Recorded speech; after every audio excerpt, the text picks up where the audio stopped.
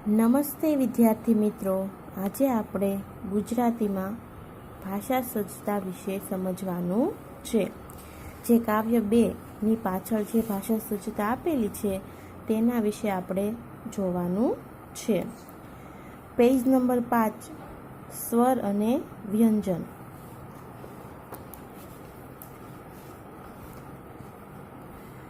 હવે ભાષાનો નાનામાં નાનો ઘટક તે ધ્વનિ છે, જે તમને વિકલ્પોમાં પૂછાઈ શકે છે કે ભાષાનો નાનામાં નાનો ઘટક તે કયો? તો ભાષાનો નાનામાં નાનો ઘટક તે ધ્વનિ છે. ભાષાના આવા ધ્વનિઓને આપણે પરંપરાથી સ્વર અને વ્યંજન તરીકે ઓળખીએ છીએ. આપણે તો અક્ષરને નાનામાં નાનો ઘટક ગણતા હતા, પણ ધ્વનિ છે એ ભાષાનો નાનામાં નાનો ઘટક છે. અને આપણે જાણીએ છીએ તેમ ગુજરાતીમાં સ્વર અને વ્યંજન છે એમ 2 ભાગ પડેલા છે. તો આપણને ખબર છે કે સ્વર એટલે શું?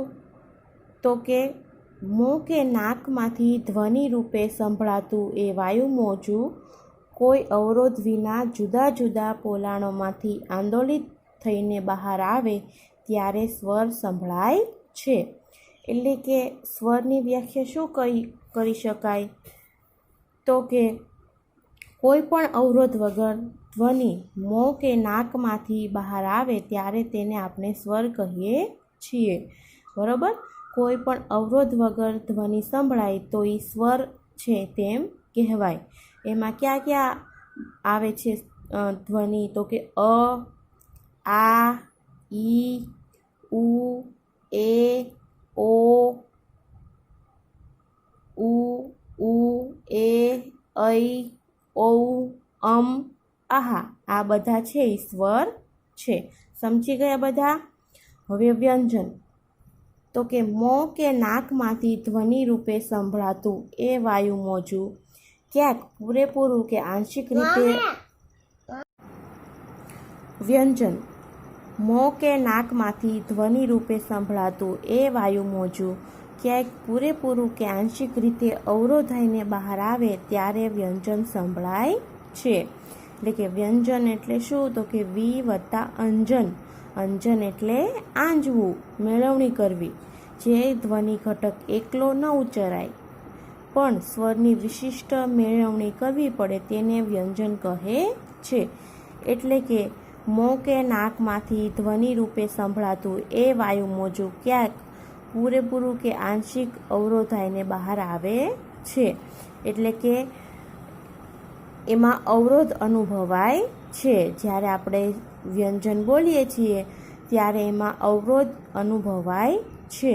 અને જ્યારે વ્યંજન આપણે ઉચ્ચારીએ છીએ વ્યંજન, ત્યારે સ્વરની આપણે મદદ લેવી પડે છે. એટલે કે એમાં સ્વરનો પણ સમાવેશ થઈ જાય છે. હવે વ્યંજન ક્યાં ક્યાં છે? તો કે ક, ગ, ક, ખ, ગ, ચ, છ, જ, ટ, ટ, થ એ બધા તે છે એ વ્યંજન કહેવાય છે. સ્વર અને વ્યંજન સમજ્યા પછી હવે આપણે ધ્વનિ સમજીએ.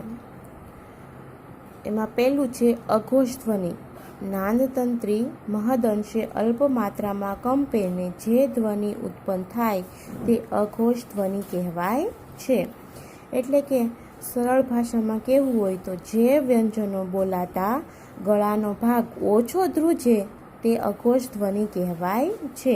એટલે કે જે વ્યંજન આપણે બોલીએ અને આપણું ગળું છે ઓછું કંપન અનુભવે, ઓછું કંપે, તો એ ધ્વનિ છે એ અઘોષ ધ્વનિ કહેવાય છે. એ અઘોષ ધ્વનિ ક્યાં ક્યાં છે? તો કે ક, ખ, ચ, છ, ટ, ઠ, ત, થ, પ અને ફ. આ બધા છે એ અઘોષ ધ્વનિ કહેવાય છે. આ આપણે બોલીએ ક, તો આપણું ગળું છે એ ઓછું ધ્રુજે છે, ઓછું કંપે છે. એટલે ક, ખ, ચ, છ, ટ, ઠ, ત, થ, પ અને ફ એ બધા છે એ અઘોષ ધ્વનિઓ કહેવાય છે. હવે બીજું છે ઘોષ ધ્વનિ. નાદતંત્રી સહેજ વધુ કંપનની અવસ્થામાં હોય ત્યારે જે ધ્વનિ ઉત્પન્ન થાય તે ઘોષ ધ્વનિ કહેવાય છે. એનું ઉલટું એટલે કે જ્યારે આપણે કોઈ પણ વ્યંજન બોલીએ ત્યારે આપણું ગળું છે એ વધારે કંપન અનુભવે, વધારે ધ્રુજે, એ ધ્વનિ છે એ ઘોષ ધ્વનિ છે એ કહેવાય છે. ઘોષ ધ્વનિઓ ક્યાં ક્યાં છે? તો કે ગ, ઘ, જ, ઝ, ડ, ઢ, દ, ધ, બ, ભ. આ બધા જ છે એ ઘોષ ધ્વનિઓ કહેવાય છે. હવે તમને પૂછાય વિકલ્પોમાં ઘોષ ધ્વનિ સમજાવો અને અઘોષ ધ્વનિનો વિકલ્પોમાંથી જુદા તારો, એવી રીતે તમને પૂછાઈ શકે છે. એટલે યાદ રાખવાનું કે ઘોષ અને અઘોષ ધ્વનિઓ ક્યાં ક્યાં છે? તો કે અઘોષ ધ્વનિ બોલાતા આપણું ગળામાં કંપન છે ઓછું અનુભવાય છે, અને ઘોષ ધ્વનિ બોલાતા આપણા ગળામાં છે કંપન છે, આપણું ગળું છે એ વધારે ધ્રુજે છે.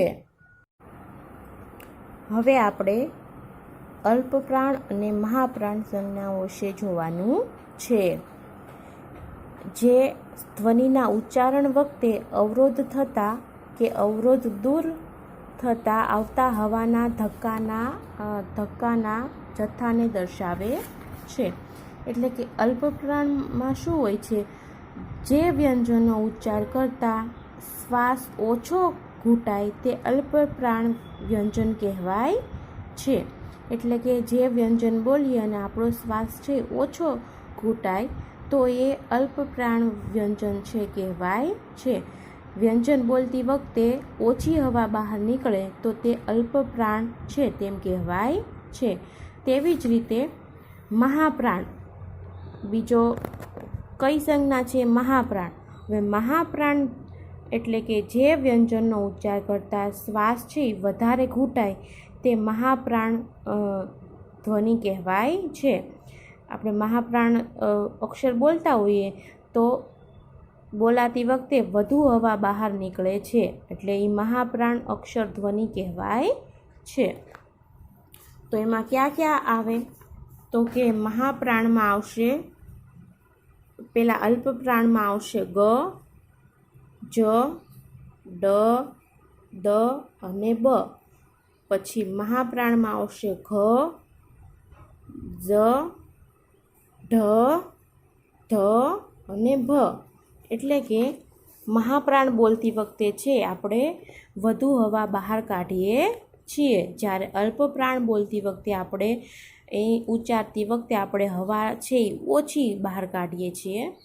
આવી રીતે અલ્પપ્રાણ અને મહાપ્રાણ છે બે હવા કઈ રીતે બહાર કાઢી એના ઉપર ઉચ્ચાર કરતી વખતે હવા કેવી રીતે બહાર કાઢીએ એના વિશે દર્શાવેલું છે.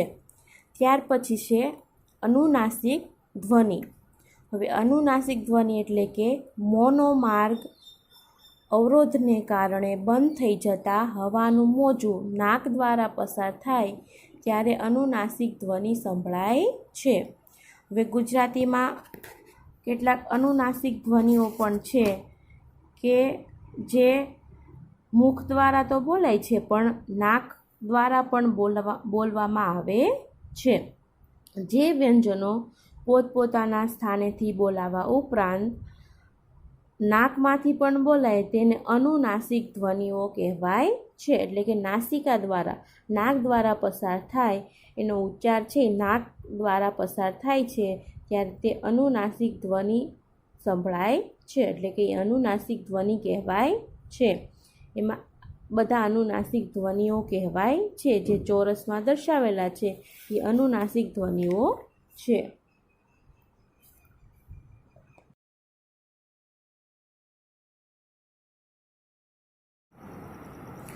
વ્યંજન મોં કે નાકમાંથી ધ્વનિ રૂપે સંભળાતું એ વાયુ મોજું ક્યાંક પૂરેપૂરું કે આંશિક રીતે અવરોધાઈને બહાર આવે ત્યારે વ્યંજન સંભળાય છે.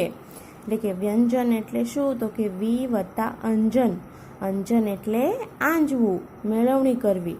જે ધ્વનિ ઘટક એકલો ન ઉચ્ચરાય પણ સ્વરની વિશિષ્ટ મેળવણી કરવી પડે તેને વ્યંજન કહે છે. એટલે કે મોં કે નાકમાંથી ધ્વનિ રૂપે સંભળાતું એ વાયુ મોજું ક્યાંક પૂરેપૂરું કે આંશિક અવરોધાઈને બહાર આવે છે. એટલે કે એમાં અવરોધ અનુભવાય છે. જ્યારે આપણે વ્યંજન બોલીએ છીએ ત્યારે એમાં અવરોધ અનુભવાય છે. અને જ્યારે વ્યંજન આપણે ઉચ્ચારીએ છીએ વ્યંજન ત્યારે સ્વરની આપણે મદદ લેવી પડે છે. એટલે કે એમાં સ્વરનો પણ સમાવેશ થઈ જાય છે. હવે વ્યંજન ક્યાં ક્યાં છે? તો કે ક, ગ, ક, ખ, ગ, ચ, છ, જ, ટ, ટ, થ એ બધા તે છે એ વ્યંજન કહેવાય છે. હવે આપણે ઉચ્ચારણ સ્થાનના આધારે પણ વ્યંજનોના કેટલાક પ્રકાર પાડવામાં આવેલા છે. જેમાં કંઠ્ય, તાલવ્ય, મૂર્ધન્ય, દંત્ય અને ઓષ્ઠ્ય. હવે કંઠ્ય છે એમાં ક્યાં ક્યાં વ્યંજનો આવે? તો કે જીભનો પાછળનો ભાગ કંઠ પાસે જઈ હવાને રોકે છે. એટલે કે ગળા પાસેથી બોલાતા અક્ષરોનો સમાવેશ થાય છે. હવે જીભ છે એનો પાછળનો ભાગ છે એ કંઠ પાસે એટલે કે ગળા પાસે જઈને હવાને રોકે છે. એવી રીતે કયો ધ્વનિ બોલાય છે? તો કે ક, ગ, ખ, ઘ આ બધા છે એ કંઠ્ય કહેવાય છે. બરોબર, સમજાણું? આપણે બોલીએ ક તો જીભ આપણા ગળા પાસે છે ત્યાં જઈને હવા રોકે છે. પછી ગ, ખ અને ઘ એ બધા કેવા ધ્વનિ કહેવાય છે? તો કે કંઠ્ય ધ્વનિ કહેવાય છે. પછી બીજું છે તાલવ્ય. જીભનો મધ્ય ભાગ તાળવા નજીક જઈ હવાને રોકે છે. એટલે કે તાળવા પાસે છે જીભ અડે છે એનો મધ્ય ભાગ. જીભનો જે મધ્ય ભાગ હોય એ તાળવા પાસે જઈને હવાને રોકે છે. અને એ રીતે ક્યાં ક્યાં ધ્વનિઓ બોલાય છે? તો કે ચ, જ, છ અને ઝ આ બધા છે એ તાલવ્ય કહેવાય છે. ચ, જ, છ અને ઝ એ બધા કેવા કહેવાય છે? તો કે તાલવ્ય. એટલે કે જીભનો મધ્ય ભાગ તાળવા નજીક જઈને હવાને રોકે છે. એ બોલીએ એટલે આપણા તાળવાની નજીક જીભનો મધ્ય ભાગ છે વચ્ચેનો ભાગ એ તાળવા નજીક જાય છે. એટલે આપણે એને શું કહીએ છીએ? કે તાલવ્ય ધ્વનિઓ કહીએ છીએ. પછીનો છે મૂર્ધન્ય ધ્વનિ. તો કે જીભનો અગ્રભાગ એટલે કે આગળનો ભાગ ઉપરના મૂર્ધા એટલે કે દાંતના મૂળને સ્પર્શીને હવાને રોકે છે. એટલે કે જીભનો જે આપણો આગળનો ભાગ હોય છે એ આપણા દાંતના મૂળને સ્પર્શે છે અને પછી બોલાય છે. એ ધ્વનિને આપણે કયો ધ્વનિ કહીશું? તો કે મૂર્ધન્ય ધ્વનિ છે એવું નામ આપણે આપશું. એટલે કે મૂર્ધન્ય ધ્વનિ ક્યાં? એટલે કે દાંતની ઉપરના ભાગે જીભ અડે છે અને મૂર્ધન્ય ધ્વનિઓ કહેવાય છે. જીભનો જે આગળનો ભાગ હોય એ દાંતના મૂળને અડે છે. દાંતને નહીં પણ દાંત આપણો જે હોય ત્યાં એના મૂળને અડે છે. એ અડીને જે ધ્વનિ આપણે બોલીએ છીએ એને મૂર્ધન્ય ધ્વનિ કહેવાય છે. જે ટ, ડ, ઠ અને ઢ. બરોબર, ટ, ડ, ઠ અને ઢ આ બધા કેવા ધ્વનિઓ છે? તો કે મૂર્ધન્ય ધ્વનિઓ અથવા વત્સર્ય ધ્વનિઓ કહેવાય છે. હવે પછીનો છે દંત્ય. જીભનો અગ્રભાગ ઉપરના દાંતને સ્પર્શ કરી હવાને રોકે છે. એટલે કે દાંત સાથે છે એ જીભ અડે છે. આપણે એ ધ્વનિ બોલીએ જીભનો આગળનો ભાગ તો એ દાંતને સ્પર્શ કરે છે અને જીભને અડે છે.